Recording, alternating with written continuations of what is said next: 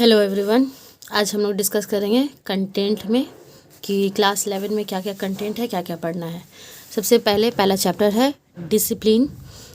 पहला यूनिट देख लेते हैं। यूनिट 1 में है ज्योग्राफी एज ए डिसिप्लिन। इसमें 3 यूनिट है।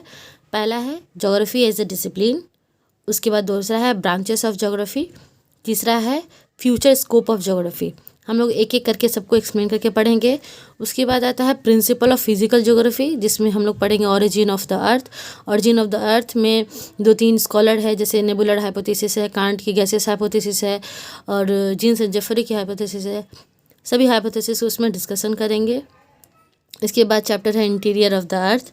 इसके बाद हम लोग डिस्कस करेंगे आइसोस्टेसी कंसेप्ट, उसका डेफिनेशन, किस तरह से आइसोस्टेसी होता है, इसमें क्या क्या प्रॉब्लम्स आती है, किस तरह से सतह ज़मीन के अंदर जो है कोलाइड हो रही है प्लेट, और आइसोस्टेसी कैसे बैलेंस करके है, इसको हम लोग देखेंगे। इसके बाद है सी फ्लोर स्प्रेडिंग, किस तरह से सी का जो फ्लोर है स्प्रेड कर रहा है और दूसरे जानिब जाकर के अंदर की तरफ दाखिल हो रहा है, जहाँ पे बेनी ऑफ जोन तैयार हो रहा है।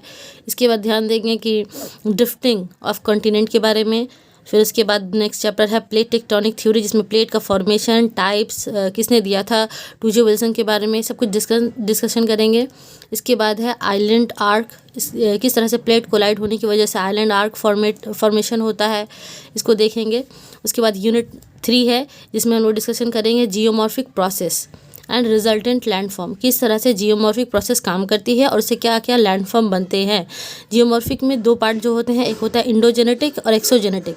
एक्सोजेनेटिक इसमें ज़्यादा नहीं है, क्लास 11 के सिलेबस में इंडोजेनेटिक है, तो हम लोग इंडोजेनेटिक के बारे में डिस्कशन करेंगे। इंडोजेनेटिक प्रोसेस की वजह से कैसे फॉल्ट ये सब बनते हैं, फोल्ड का टाइप क्या है, फॉल्टिंग का टाइप क्या है, इसके बारे में डिस्कशन करेंगे।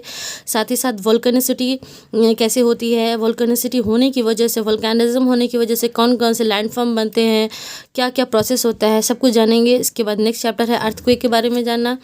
उसके बाद नेक्स्ट यूनिट है यूनिट हाइड्रोस्फीयर। हाइड्रोस्फीयर में कुल 4 यूनिट है।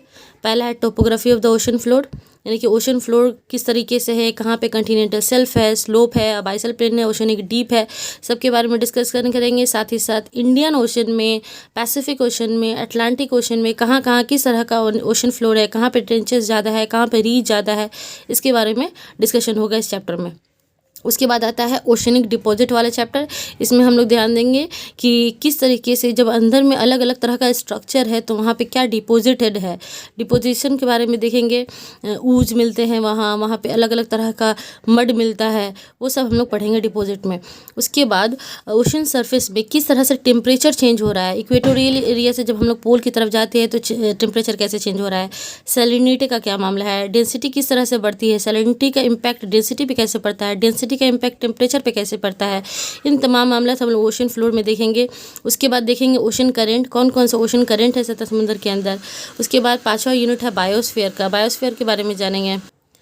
बायोस्फीयर में देखेंगे नेचर क्या है, इसका कंसेप्ट क्या है बायोस्फीयर, और बायोस्फीयर में साथ ही हम लोग ये भी देखेंगे इंडिया में कौन कौन सा बायोस्फीयर है, किस तरह से बायोटिक अबायोटिक कंपोनेंट बनते हैं, मिलते हैं, किस तरह से फूड वेब बनता है, किस तरह से फूड चेन बनता है, इन दोनों के बारे में डिस्कशन करेंगे हम लोग बायोस्फीयर में। ये सारा पार्ट जो था फिजिकल ज्योग्राफी का पार्ट है। इसके बाद जब हम इकोनॉमिक ज्योग्राफी में देखेंगे तो सबसे पहले वर्ल्ड मैप अच्छे से ध्यान से समझना होगा, तो हम वर्ल्ड मैप कराएंगे पहले। उसके बाद वर्ल्ड में रिसोर्स क्या है, रिसोर्स में कितने तरह का रिसोर्स होता है, बायोटिक अबायोटिक। अब इसमें फॉरेस्ट रिसोर्स, फिश रिसोर्स के बारे में ज़्यादा पॉइंट ऑफ व्यू देखना है हम लोग को, और कितने टाइप के रिसोर्स होते हैं, बायोटिक है, यूबिक्यूटस है, यूनिक्यूटस है, लोकलाइज है, जितने टाइप्स है सबको रिसोर्स में ही देखेंगे, और फॉरेस्ट और फिशिंग को ज़्यादा इंपॉर्टेंस देना है। इसके बाद लैंड यूज़ पैटर्न किस तरीके से है, वाटर रिसोर्स को हम लोग कैसे यूज़ कर सकते हैं इरिगेशन पर्पज़ से और वाटर प्रिजर्वेशन से। इसके बाद लास्ट चैप्टर है मिनरल्स एंड पावर रिसोर्स, इन सब के बारे में हम लोग देखेंगे। हम लोग क्लास 11 में, ये हमारा कंटेंट है। नेक्स्ट वीडियो में हम लोग पहला चैप्टर को डिस्कशन करेंगे। Thank you so much.